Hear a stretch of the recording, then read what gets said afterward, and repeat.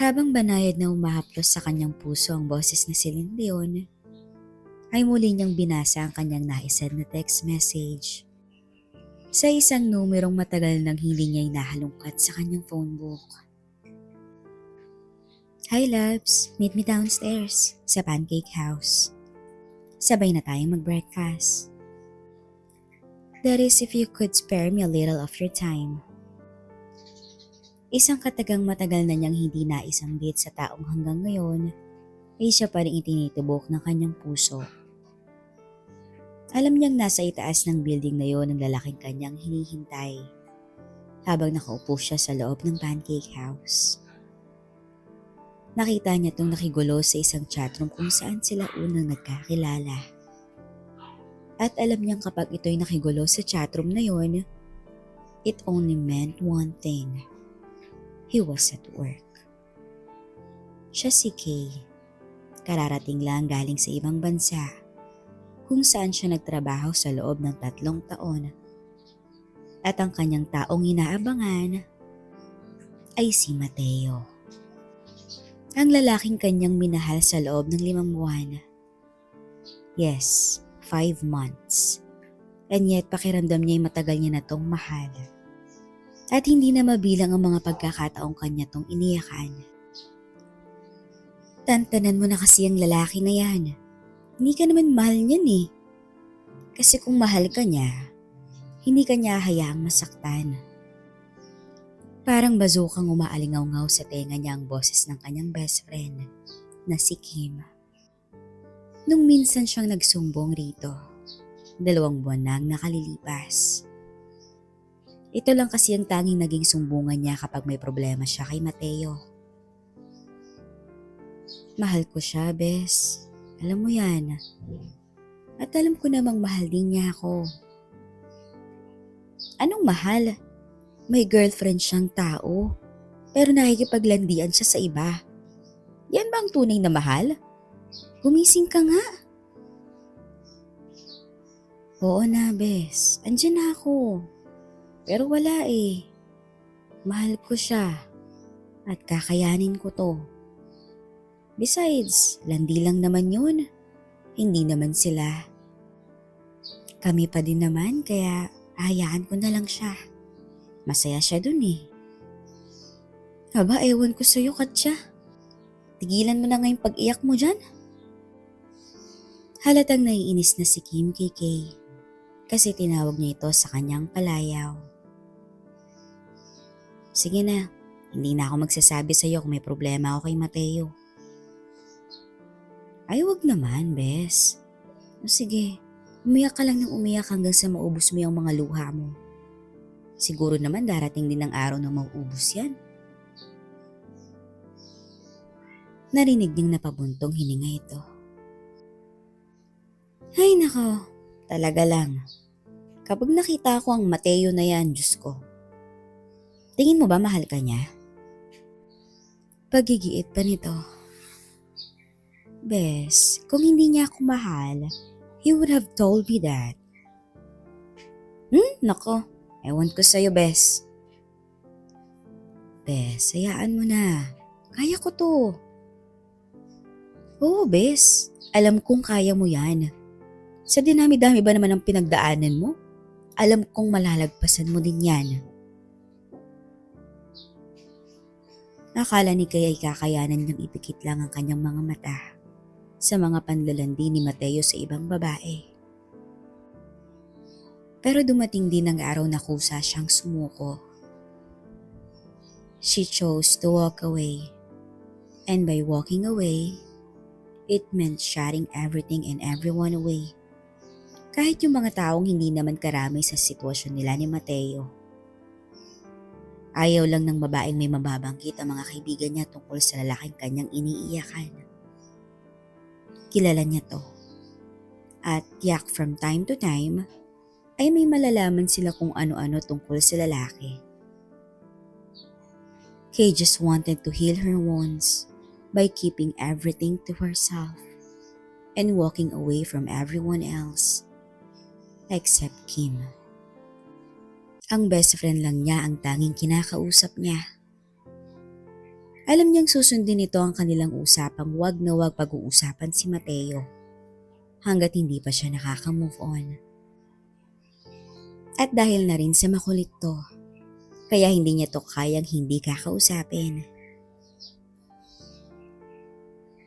Biglang bumalik sa kasalukuyan ng pag-iisip ni Kay nung tumunog ang kanyang cellphone.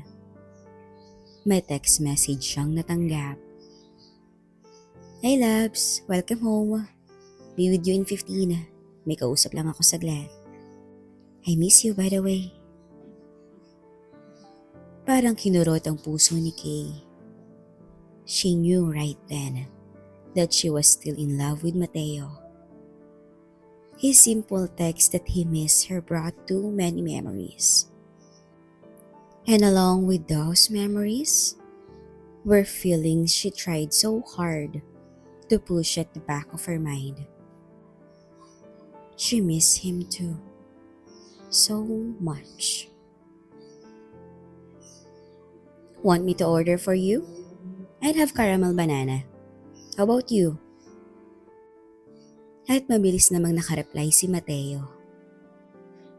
"Blueberry for me. Thanks, loves."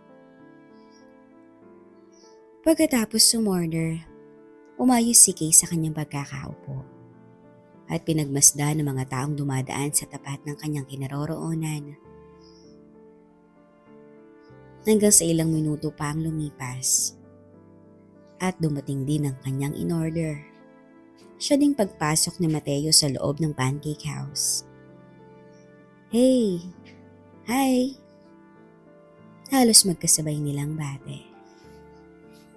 Biglang bumilis ang tibok ng puso ni Kay. Gusto niyang yakapin ng lalaki. Gusto niyang ipadama rito kung gaano niya to kamiss. "How was your flight?"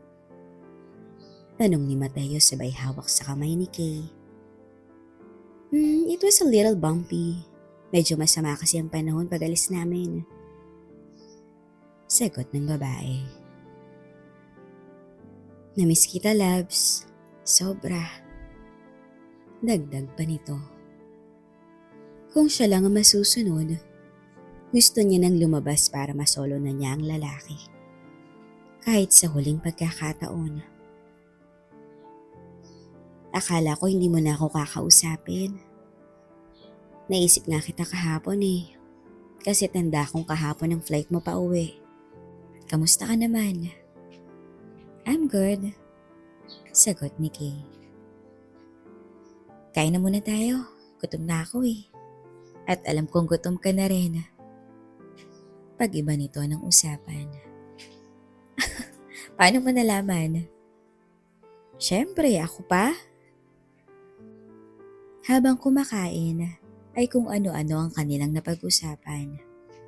But no one dared to open the topic about their relationship. Kung meron pa nga ba silang dapat pag-usapan. Ayaw ni Kay na masira ang moment na yon. Kaya minabuti niyang huwag banggitin kay Mateo ang rason kung bakit bigla siyang nawala sa ere ng mahigit 1 buwan. Natatakot din siyang malaman na may iba na ang lalaki. Naalala niya ang sinabi dati ni Mateo nung minsan niya tong sinita tungkol sa paglalandi nito. Masakit pero ayaw niyang kumprontahin ng lalaki. Kasi alam niyang mas masasaktan siya kapag inamin nito na may iba na nga tong mahal. Habang si Mateo ay nakikiramdam lang din sa mga kilos at mga salitang binibitawan ni Kay. Ayaw niyang pangunahan ng babae. Hindi niya sigurado kung ano ang rason kung bakit nakipagkita pa ito sa kanya pagkatapos niya tong saktan. Mahal naman niya ang nobya. Yun nga lang, may mga pagkakataong minsan ay gusto niyang umaktong wala siyang girlfriend. Masarap makipagbiruan sa ibang babae. Pero para sa kanya, pakikipagkaibigan lang ang habol niya. Walang labis, walang kulang. Pero hindi yun maintindihan ng kasintahan. "Labs, did you expect me to text you ba?"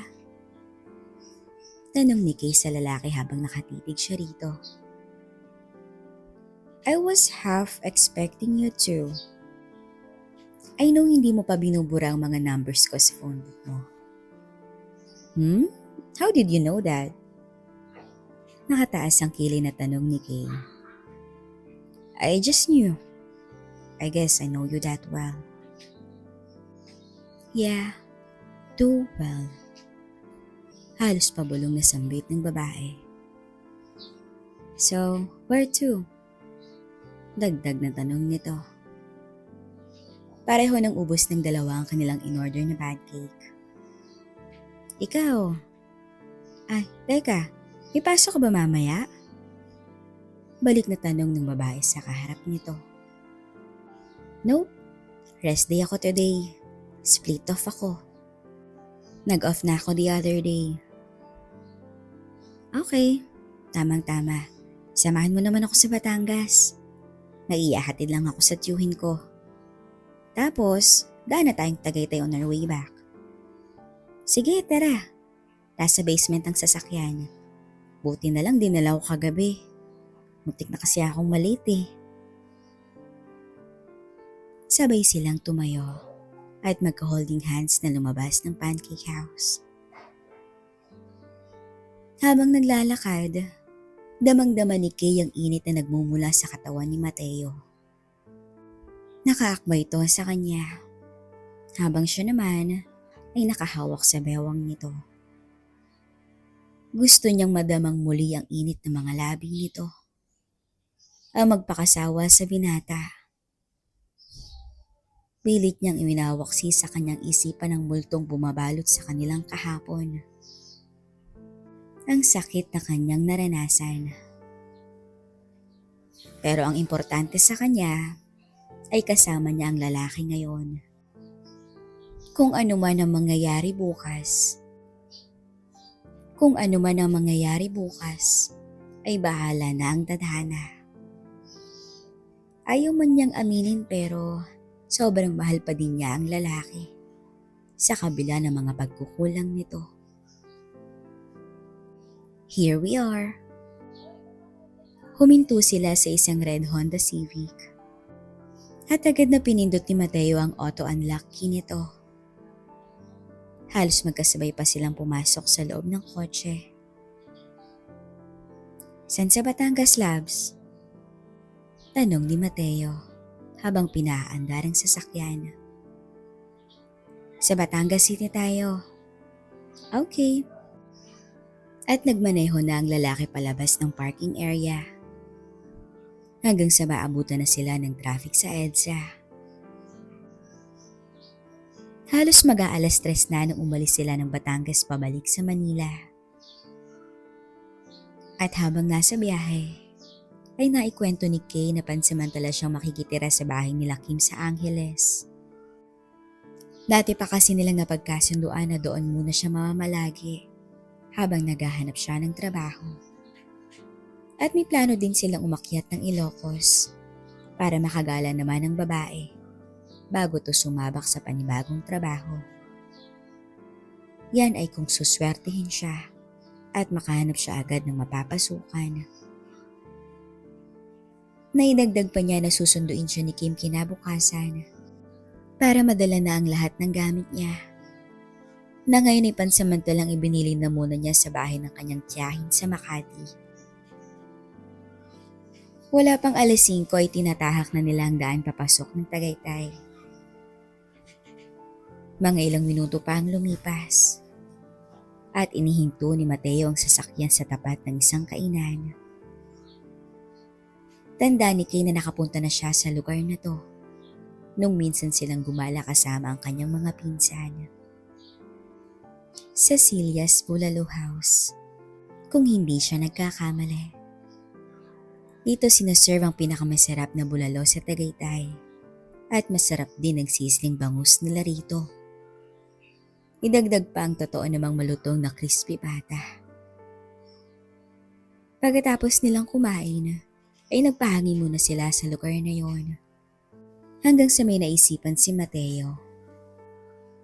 Labs, gusto mong pumunta tayo dun sa may picnic grove nila? Overlooking din siya sa Taal Lake at mas maganda ang vantage point doon. Tara, you're the boss. Mas alam mo ang lugar na to eh. Sagot ni Kay sabay hawak niya sa braso ng lalaki. Bumalik sila sa sasakyan at pinaharurot na to ni Mateo papunta sa lugar na sinabi nito. Isa tong picnic area at may mga iilan pang mga bisita na nandoon. Pero hindi sila huminto sa mismong lugar na yon. Pumasok sila sa isang maliit na daan at huminto sa tapat ng isang puno. Then Mateo maneuvered the car para i-park to with its rear-facing Taal Lake. Medyo nakakubli ang kanilang kinaroroonan, kaya hindi sila nakikita kung sino mang dadaan dito. A perfect place to make out, sabi pa ni Mateo. Mga ilang minuto pa ang nakalipas at nakaupo na sila sa likod ng sasakyan while listening to Coldplay's hit, The Scientist. Bago to bumaba, nilakasan ng kaunti ni Mateo ang volume ng car stereo nito at binuksan ang dalawang pinto sa front seat para makapag-sound trip sila habang pinagmamasdan ng unti-unting pagbaba ng mga ulap sa kalawakan ng Taal Lake. Unti-unti ding kumalat ang dilim sa kalawakan. The moment was surreal at napasandal si Kay sa dibdib ni Mateo habang nakayakap naman to sa bewang niya. Naaamoy na naman ng babae ang scent ng binata. Napasinghap siya. Samantala, ramdam ni Mateo ang init na galing sa katawan ng babae.